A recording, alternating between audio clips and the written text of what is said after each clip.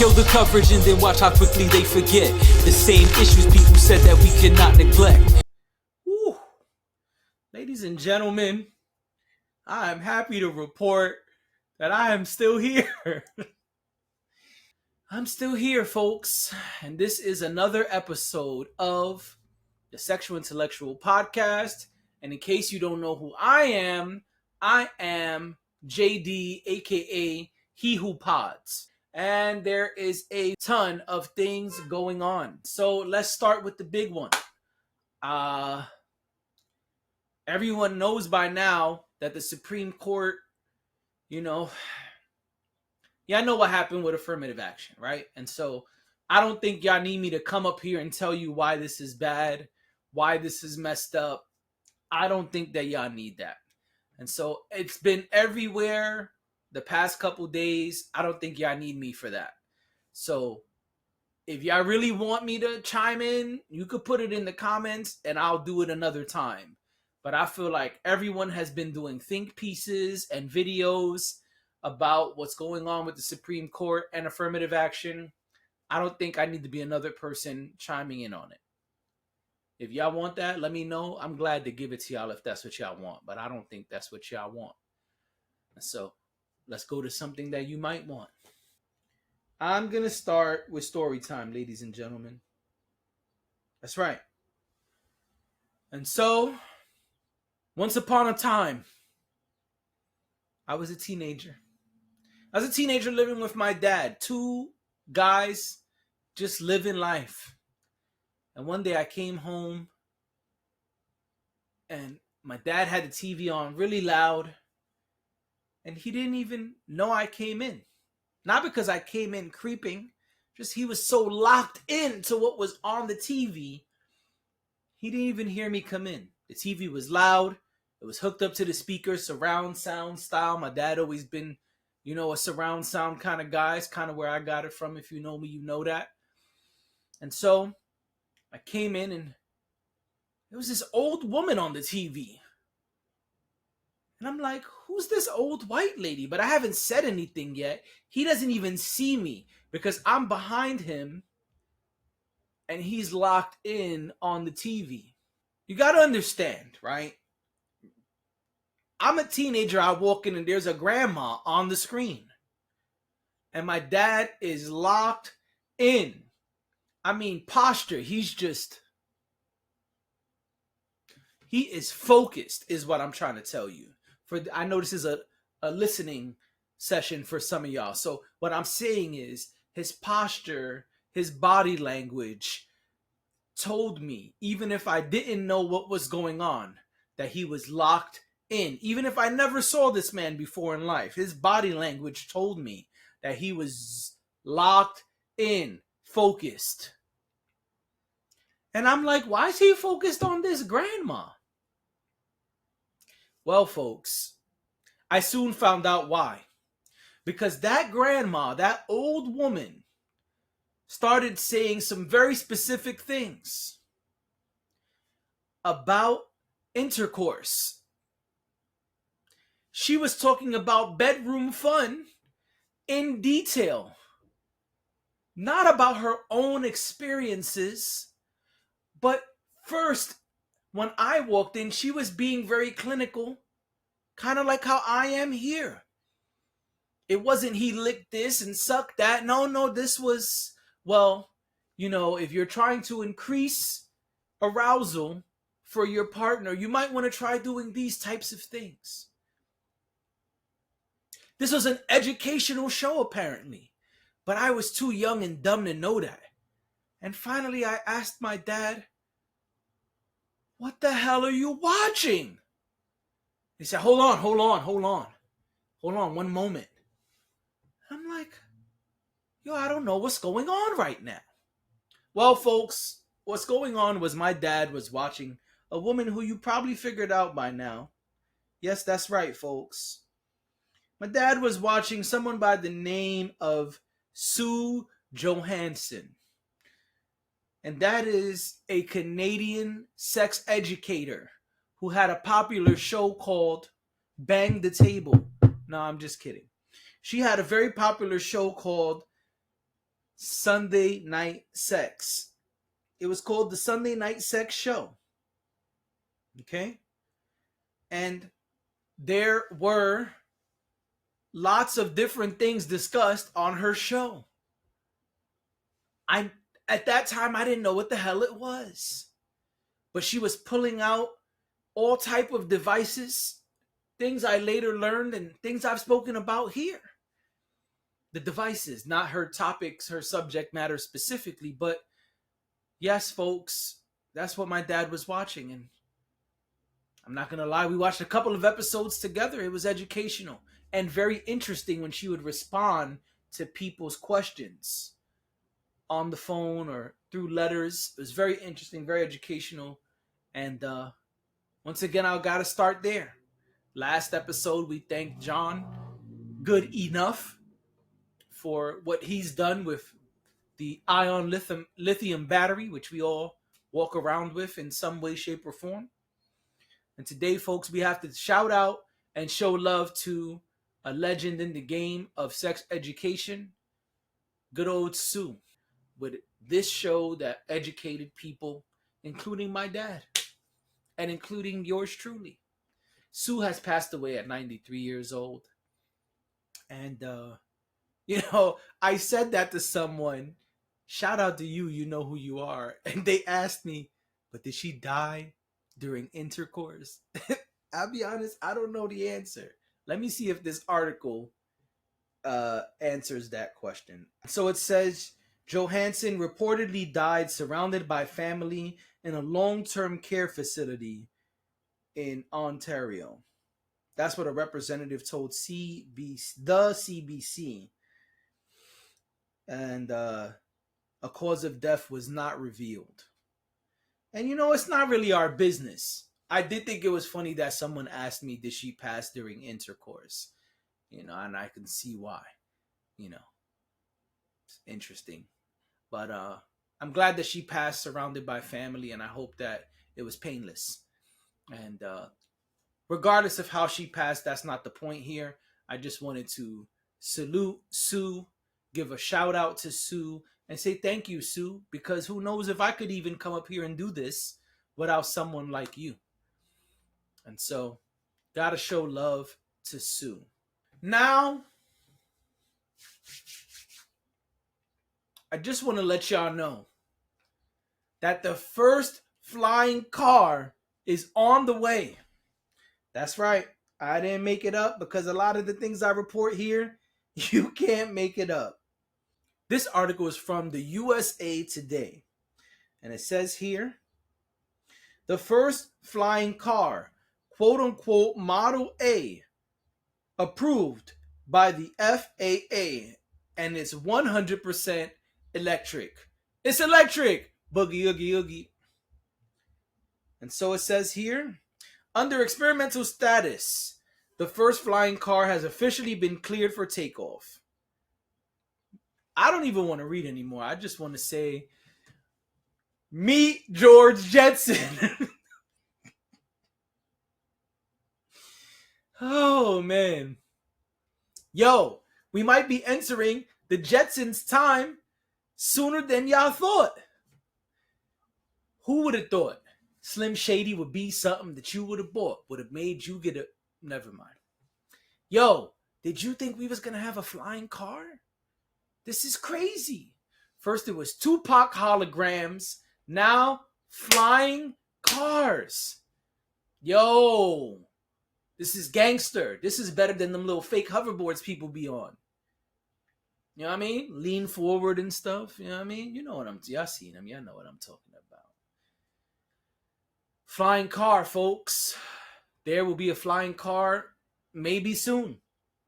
It's been approved for takeoff. It's in an experimental phase,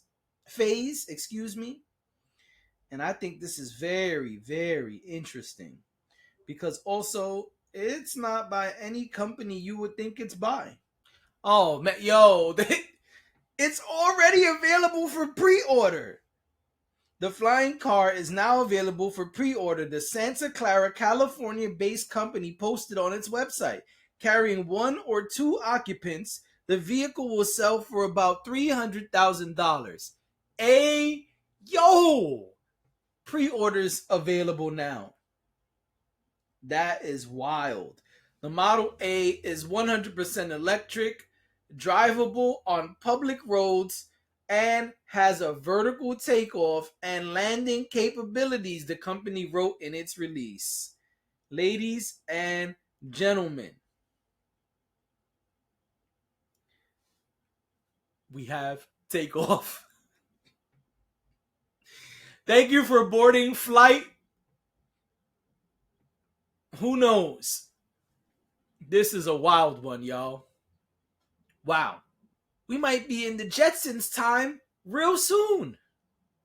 Are y'all ready for that? Are y'all ready for this?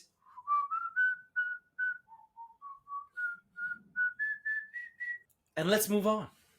Well, speaking of times and speaking of flying, let me sit up straight for this one. You know what I'm saying? Well, believe it or not, you probably heard about this, but in case you didn't, they have approved the sale of lab-grown chicken to the American citizens. To you and you and you and you and you and you and you. Lab-grown chicken, baby.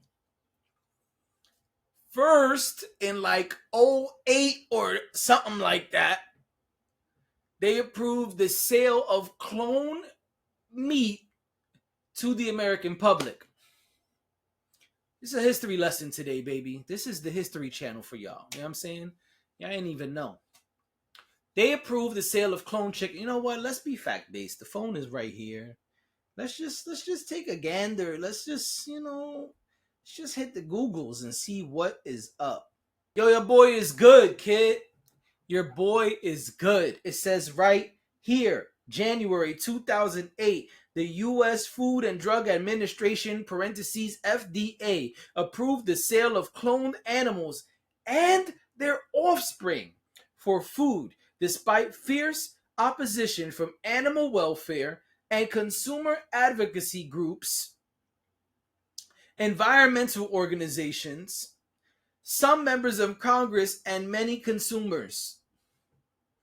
Because they don't give a boop. Y'all know what I'm about to say. They don't care. They don't give a F. They don't give a real chicken about y'all. Okay? I say y'all because I'm vegetarian. Y'all know. But we're not going to get about that right now. Right now, this is not about me. It's about you. And so you may not know, but it was an approval in 2008. Later, this one I don't know the date of. Y'all could go search the Googles. But later, they said that they did not have to label what was clone and what was not. What does that mean? That means you go to the supermarket, you pick up 2 different packs of ground beef. One is clone, one is not. It does not have a label that says clone. You do not know which is which. All you know is they cost the price they cost. They look how they look, and you chose the one you felt was better. But you don't know if that one was clone or not.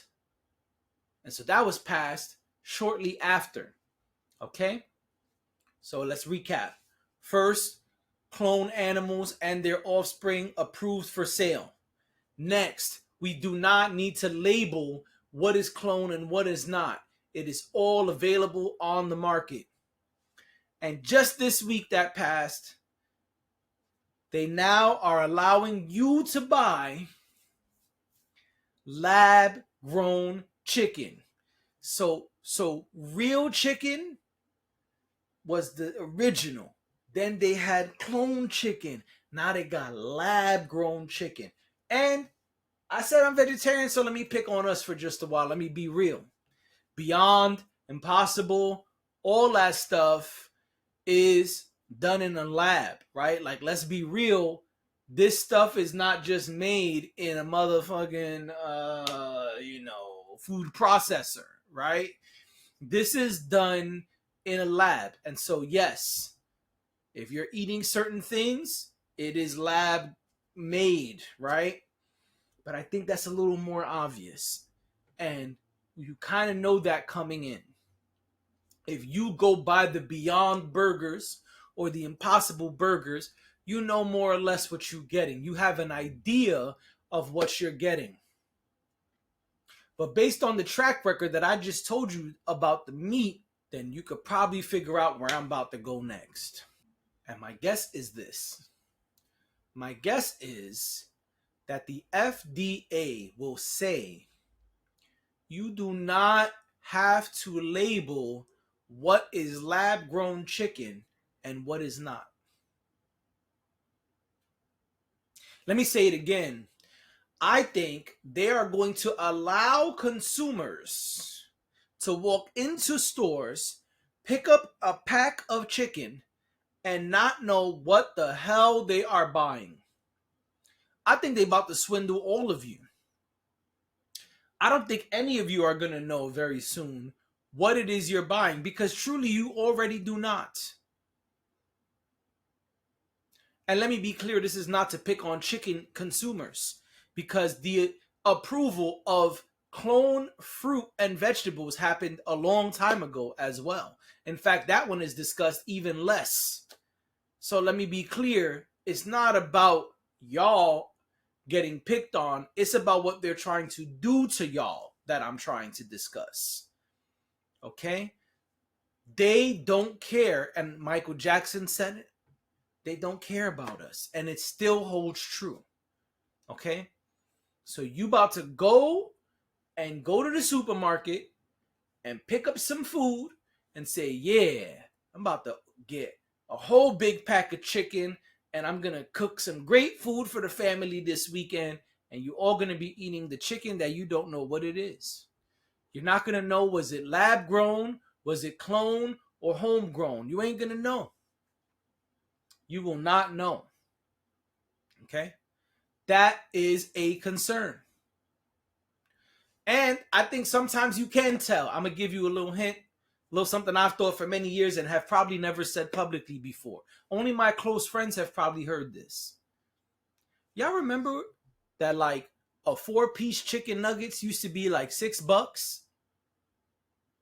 But at the same time, one day they came out of nowhere and was like, yo, 100 nuggets for $6. What? 100? Did you say 100? Did you say 100 nuggets for $5?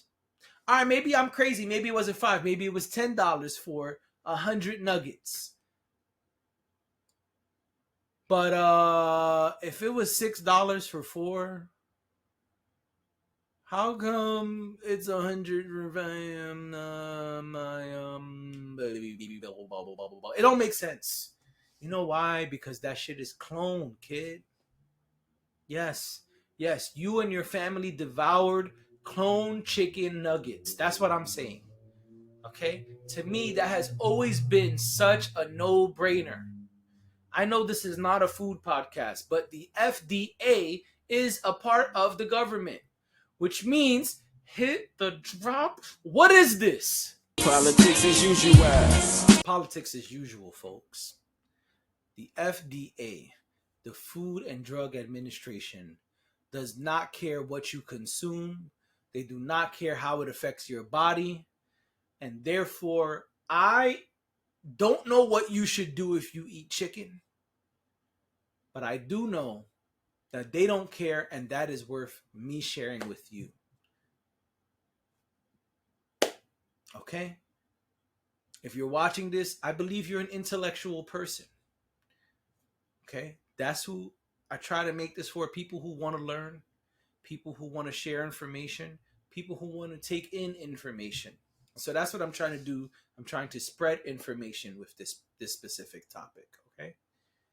They are not going to label what is clone, and they don't. For years, we have been eating the chicken and not knowing what it is. And I gotta say we, because I ate meat in 2008, 2009, 2010, 2011, and so on. I have not always been a vegetarian. So, hey, listen, I ate some clone chicken too, probably. It's very likely.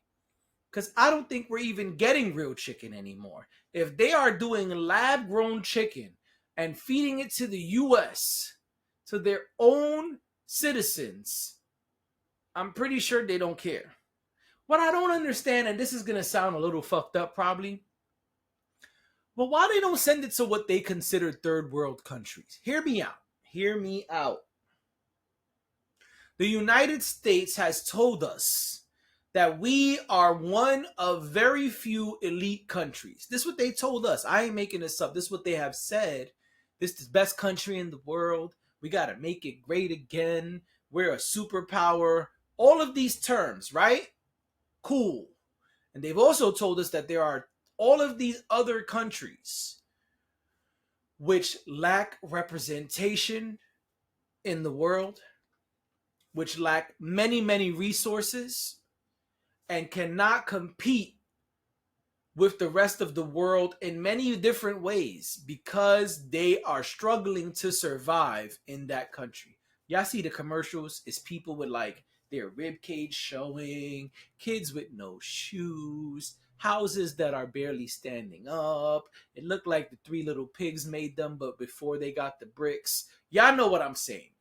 These are the countries that they have told us are so poor, they're barely keeping themselves alive and barely keeping their countries together. This is what they told us. I ain't make this up. My question is, if that's the case, why are you giving the clone chicken? Why are you giving the clone chicken and the lab grown chicken to your citizens? Why you ain't sending it over there? If they're so famished, if they're so I don't want to say anything to this people, man, because I truly I care, you know, and I don't want to sound messed up. But my point is, if there's a country where the US has told us they don't have a currency that is the value of the dollar, they can't survive, they're struggling to live, and because of that we donate billions of dollars in aid, why we can't send them the lab grown chicken? Why they ain't getting the clone chicken? You know, when y'all drop off those care packages from the sky, you know, they used to drop off. I don't know if they still do it today, but they used to like drop packages from the sky back in the day. Why I don't do FedEx them some lab grown chicken, man? What's up? Why are people? And I know it's messed up, right? Guam shouldn't have to be who eats all of the lab grown chicken. But I'm just saying, you don't want to start over there? Yeah, y'all don't think that's weird? That they not shipping it to Guam? Y'all don't think that's weird? Y'all don't think it's weird that they just giving it to us immediately off rip? Yeah, nah, it's good. Go ahead, eat it all. Go to McDonald's and get you 200 nuggets now. And the sad part is, and I'm gonna shut up after this. The sad part is, y'all gonna eat those chicken nuggets up. Y'all are gonna, what's the sandwich? Crispy? Y'all gonna have, when they got a sale, it's stupid, it don't even make no sense, like 10 McChicken sandwiches for $2. Y'all gonna be so excited. Y'all gonna eat all of them, just you and your high homie. And then that's it, right? Y'all just gonna get intoxicated like when back in the days we used to go get the murder burgers from White Castle. Used to get the crave case. When McDonald's introduces the McChicken crave case, y'all gonna bust it down, right? Right? You're not gonna care, right? That's crazy. I just think it's nuts. And maybe it is nuts because it's lab grown. Who knows what's in this chicken? Maybe it started out as a cashew. Who knows? And so that's it. We're going to end it here. And so I'm going to end it by saying thank you for being here. I appreciate you. I will see you soon. Next week, right here. Same bat time, same bat channel. I think it's backwards. Whatever, man. I'll see y'all next week.